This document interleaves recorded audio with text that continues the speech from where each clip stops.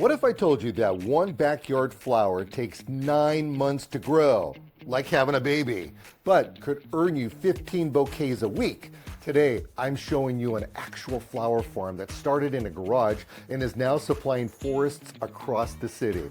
You're about to meet a mom who talks to her plants, and they actually listen.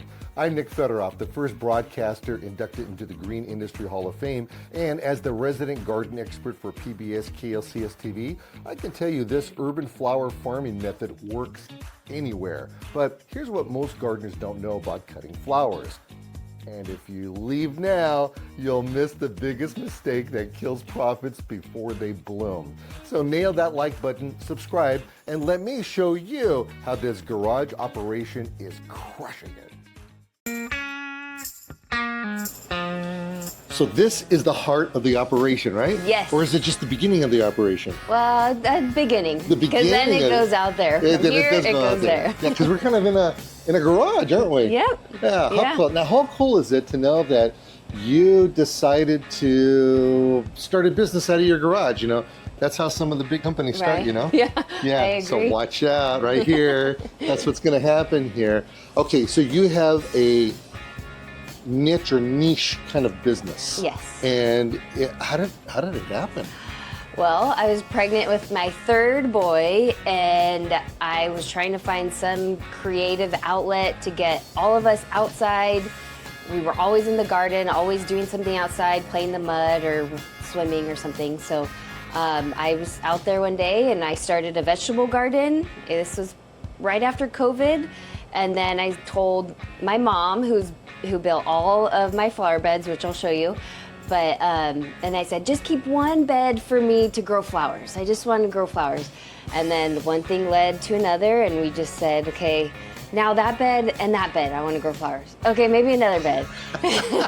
So then the vegetables shrunk and the flowers got bigger. And I said, you know what? Since I decided to quit my job and be a full-time mom, I wanted something to do outside with the kids. So I decided that that'll be my thing, is I'll grow flowers and I'll either give them to people or I'll sell them. So that's where I started. Now, did you have any notion what a flower was, the names of them, or how to start any of this? I mean, I know like the basic, like roses and carnations and all the things that I didn't want to grow until I started doing more and more research into cut flowers and what grows with the long stems. And you can't just buy Home Depot flowers and hope that they grow long enough to use in a bouquet. So then I did start doing research and looking up online. And when you go to buy seeds, you have to look at how tall they'll get so you could use them for bouquets and stuff like that. So yeah, and then it was just trial and error. If I grow something and I didn't like it, and I wouldn't grow it the next year, and it would just dwindle from there. Okay, now for the record, my forte happens to be ornamental horticulture, but that includes trees and shrubs and lawns, and also vegetables. Okay. So you're going to have to guide me here because flowers, I'm still learning, but I will try. They're not my dealio. So that being said, this right here, you've got a light setup. Yeah. And this is not we're not inside of a greenhouse. We're literally in a garage. Yeah. So this is how you're starting stuff. So yeah, in the winter, I will start most of my things in here because I'm able to control it more and things like that. So I'm able to come and check whenever I want. Okay. So all the seeds get started indoors? Yeah, all of them. Yeah. I even there's a Lysianthus flower that takes 9 months from germination to when it blooms. It's like having a baby. And then from here, now we get to go outside once you have something going on over there. So let's go do that. I'll show you this.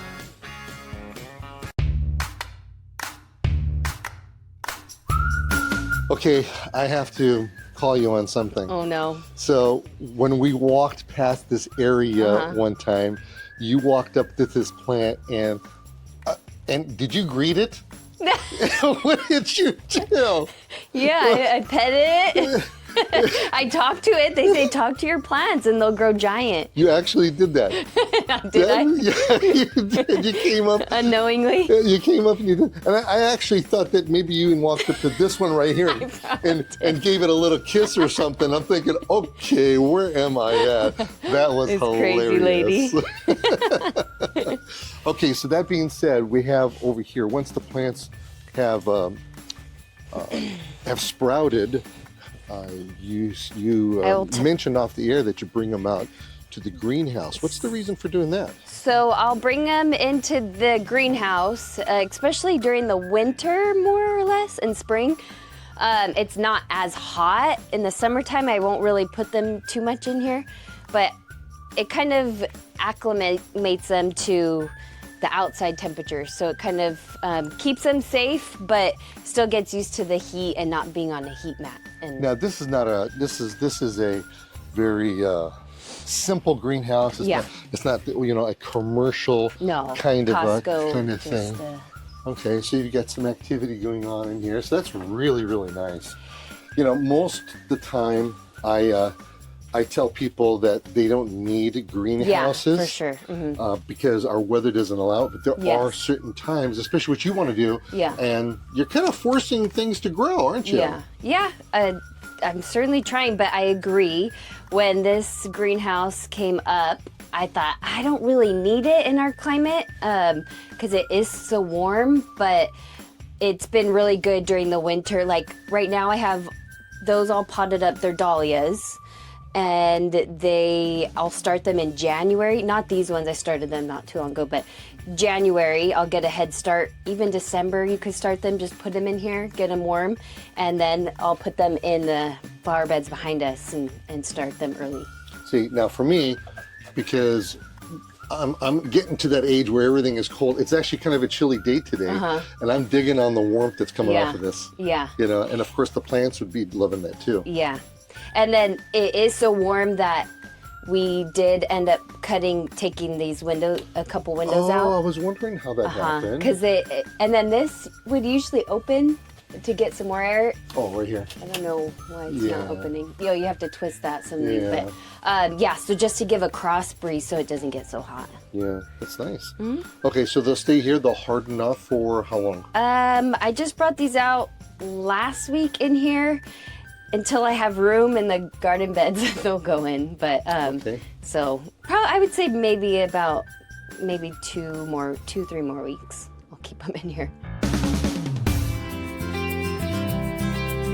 Avocados inside of your arrangements? No, not yet. Not yet, but you're working at it. Yeah. Huh? Okay, so I know you've got some munchkins that are running around here. They're not using this for baseball practice, are they? No. Or tennis practice? I have to tell them to keep them on. That's why that one's missing. But okay. So here are the planter boxes that you have, and they look like these pretty simple boxes where there's 2x8s that are there, and this actually really stands true to things that I've been preaching my whole gardening life, that your planter beds, they don't have to be super deep. Yeah. You can have short ones like this because the root systems on them are only 3 to 4 inches long. They're not that big. Okay, so you've got these in jail for some reason. What's the reason for that? Okay, so one reason is to keep the soccer ball from smashing all of them. But these are the Lysianthus, the ones that take about 9 months from germination to when they bloom. I think I started these November, December, and they're only this small. Wow. Yeah, so they will get tall, and this is what supports them as they get taller. Okay. And it's like a nylon mesh of some sort, right? Yeah. Pretty big holes in there, too. Yeah. And I have them all around. I'll show you as some of them are supporting other flowers right now. But yeah, so it'll just support them as they grow through the netting. That's amazing. So a plant that is going to take that long, hands down, is going to be a flower that's going to be... They're very pretty. Very pretty and much more expensive, too. Yeah, they're expensive. Because they more. take, they take longer. And then what do we have going on over here? So this is a little bit of everything. I have some cress, orlea, snapdragons. I do have baby's breath. Oh. They're not the traditional baby's breath. They're a little bit more like airy, but they're in the same family. And some straw flower. Straw flower is a good one. You could dry as well to use for like wreaths or something if you want to make during the winter months. And by the way, that's why we're here, because you do bouquets, Yes. and you have single Yes. flowers, and you've got clients that you Yeah. actually sell to, and you're that's really Yeah, so I love try that. to grow a little bit of everything to make bouquets and arrangements, but then I also want to grow enough where I could sell bunches to florists and things like that. I Yeah. see.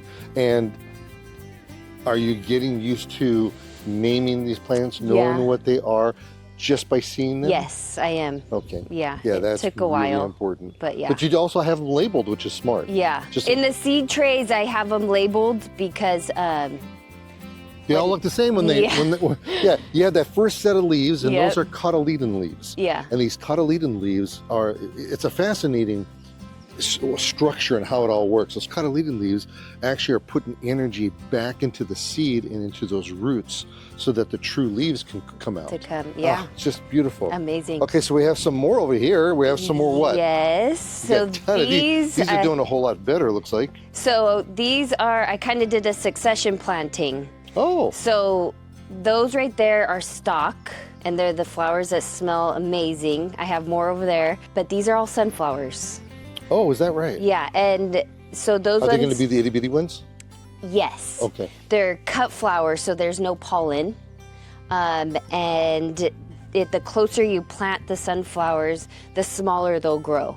So you could use them in bouquets. If I spread them out too much, then they get a little too big for a bouquet. One year in one of my gardens, I did a total sunflower garden, and I did the miniatures all the way to the Giant. giants. Oh, it was so How fun. cool, That's cool. just so cool. And the way the sun worked, it was going from the east to the west like this, and they would just follow the sun, and it Aw, was how so pretty. Now I noticed that you have drip irrigation all over the place. Yeah. So this is actually the first year we put in the irrigation. My mom did it, so we're trying to see how it's put in each bed and how we're going to do it with all the beds, because these are the only ones that have irrigation. Oh, okay. So you're doing all the other ones by hand? Yeah, by hand. Ah, Yeah, so okay. so these are the dahlias that I have that will go from here into the sunflower bed once I pull those out. Now these, why do you have a bridge over them? These are like little bridges. Because when it was cold and rainy, I had put like a frost cloth over them. Oh, okay. Yeah, to keep them warm. And for dahlias, when you put the tuber in the ground, if they don't have roots yet, they'll rot if they get too wet. So you don't really water them until you see them sprouting out. Very good. Then you water them. Okay, so we have some more plants Yep. over there. Yeah. Let's go. Let's go.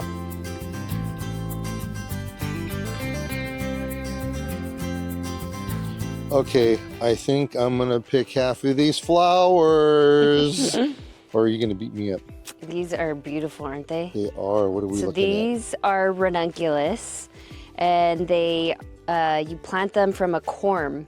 Which is kind of like a bulb. Yeah, like a bulb. And you soak them for about 3 to 4 hours, and then I put them in a tray and I pre-sprout them. And whenever ones sprout, I'll plant in the bed. Some get moldy and some get soft, and those won't grow. And then they're just the prettiest. I think these are the prettiest, one of the prettiest flowers I grow they're just all year. gorgeous. Now, this particular flower right here, how long is it gonna last as a cut flower? As a cut flower in a vase, these will, if you cut it at the right time, like this one will probably last about a week. But like this one right here, see it's kind of squishy, it's still kind of closed. You could easily probably get 2 weeks out of it.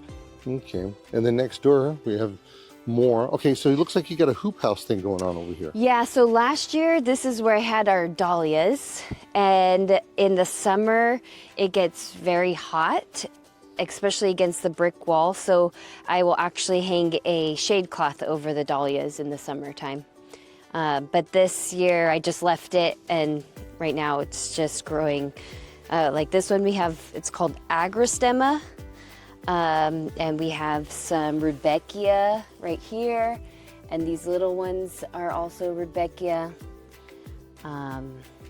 Look at you. This you know one, what? I don't remember. You know what's It's a first year one. You know, it's interesting. Somebody sees that in their landscape, they're probably going to think it's a weed. Yeah, yeah. I'm probably guilty of it too, still. This is the Amimagus. It's like almost looks like a Queen Anne's lace. This is my first year growing that one, and then this is not cornflower, straw flower. Straw flower. They feel like paper. And you can see how that the plants are growing through the mesh netting. here, the netting over here, being supported up. How far up do you have this? Right now it's probably about 18 inches from the bed up, and then as they grow, and I will just pull it up with them. Oh, yeah. Okay. Okay. Look at this. You've got an orange tree right in the middle of the way over here. Is it just any kind of orange tree? This one is a blood orange. Oh, blood orange. I love blood oranges. Tarocco or something? Blood orange? Yeah, absolutely. They're beautiful. You get a lot of bees on this thing. Yeah. Which is interesting. You have to have a lot of bees out here. Yep. Oh, look at these. These are gorgeous. These look like doubles. So yeah, this is stock. So this is the best smelling flower in all of the land. No. My personal opinion.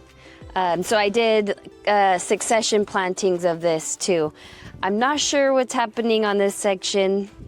I don't know. They're not growing the best, but yeah. So these are the doubles, like you said, and then we also have singles, like that one right there is a single.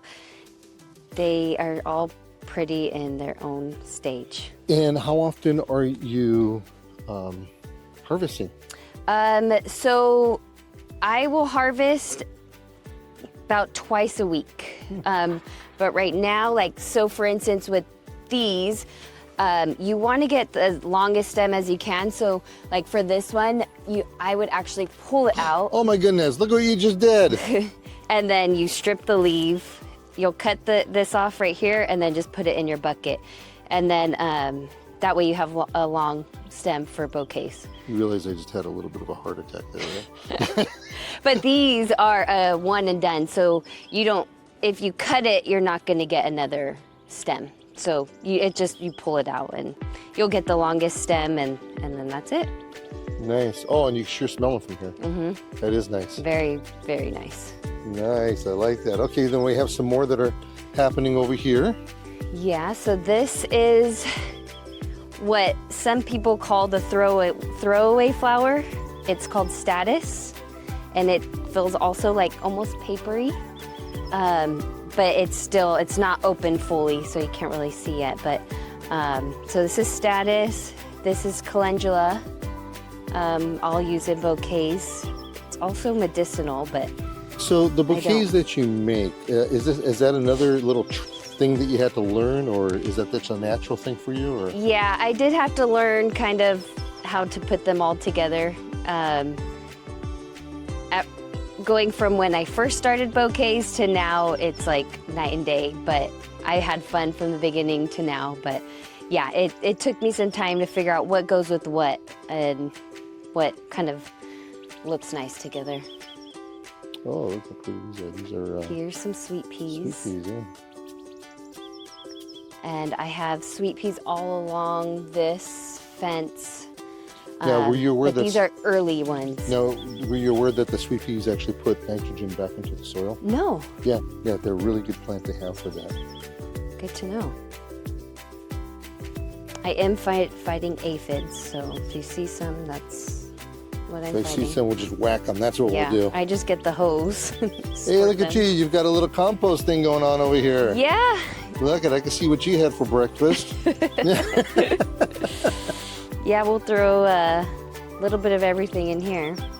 Yeah, you get some cardboard in there and all kinds of stuff. Coffee grounds. Coffee grounds, yeah. That smells good.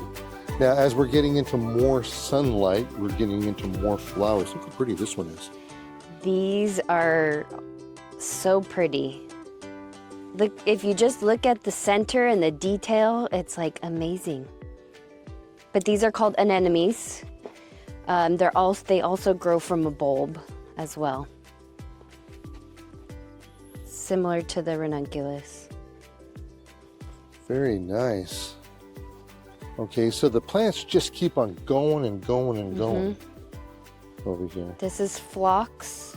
So these are kind of a shorter, but if you let them grow and you just like deadhead them as they're growing, like we'll deadhead this one, like I'll pull it off, and then they'll just keep growing and growing and taller, and then you get them long enough where you could use in a bouquet like this one. So are you out here every single day, or is this something that you can leave alone for a while? Or? Because I don't have irrigation in these beds, I have to water them pretty often. But on like rainy seasons, like right now, not so much, but for the most part, I'm out here every day checking for pests and soccer balls. She smiles when she says pests. This is cress. This is called cress. So this one, you let it flower and then it'll make these little pods, and then you could use those in a bouquet. So how many bouquets are you able to kick out in a week? So in the early spring, I would say 5 to 10 if I don't sell to florists. And then as like summer gets going in the warmer months, I could probably do 10 to 15. So you're selling to florists, you're selling to individuals. Yeah. You were telling me earlier that off camera that you're preparing for somebody's party. Yeah, a baby shower. I'm doing an arrangement for a baby shower. They want blue, so if I don't have blue, then I will try to source from another local farm, like another flower farm friend or something like that. So this is really cool because what we're doing over here is we are a micro business that has just a lot of really neat impact. Yeah. And by the way, if you don't make one of these talk for me, I'll be super, super sad because hello, how are you doing today? My son was upset at something and I took one off and I said, why are you so mad at me? And he walked away, and then later he came back to me and said, Mom, that was really funny. I absolutely love those. And then I need to jump over here because, well, first I'm going to talk about this real quick. This here is a eucalyptus, and I have to tell you, I've never seen it before. Oh, okay. I've never seen this variety of eucalyptus. But we have some discoloration, and we did talk about how to fix it, though. So we're definitely going to do that. And then way over here, you've got some roses that people wish they actually had. And because they're very unique in the world of roses, aren't they? Yeah, so most of these, except for this one and another one, are all David Austin roses. And you do pay a pretty penny for them, but when they bloom, they are so pretty. There's so many petals and they smell almost as good as the stock that I grow. But yeah. Well, I wish you much success with what you're doing over here. Thank you. It's so exciting to know that here in an urban environment, you've got yourself a flower farm of sorts that you're able to do something with. It's a great hobby turning into a business. Yeah, it's been fun and a lot of learning along the way, but I'm enjoying it. And the boys, when I cut, the boys like to make their own bouquets also, so it's really fun to see them. My little one the other day said, go ahead, you can make your own bouquet. And I left the room and I gave him a little bucket, and I hear him from the house, doing it by myself, and it just melted my heart. I'm like, oh my gosh, so cute. So one day when he has a girlfriend, he'll make his girlfriend a bouquet. Absolutely, that's the way to do it. Yeah. Well, thanks, Steph, for opening your business to us. Absolutely, thank you for coming.